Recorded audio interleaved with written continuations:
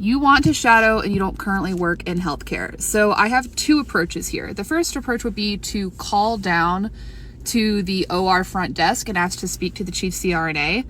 Ask the chief CRNA if there is anybody who will accept shadowers who are outside of the hospital.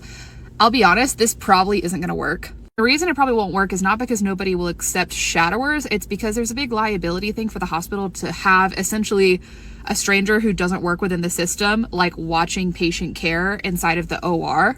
Your best bet to shadow is to get a per diem job in the hospital and then to call down to the OR front desk and ask to speak to the chief CRNA and then ask if you can get in to start shadowing.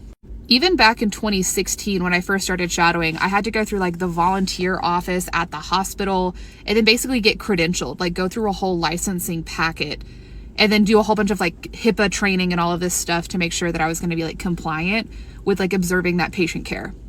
And I was already an employee of the hospital. So I think it is important to know that like, yeah, like in order to shadow, you're probably going to need to get a job at the hospital.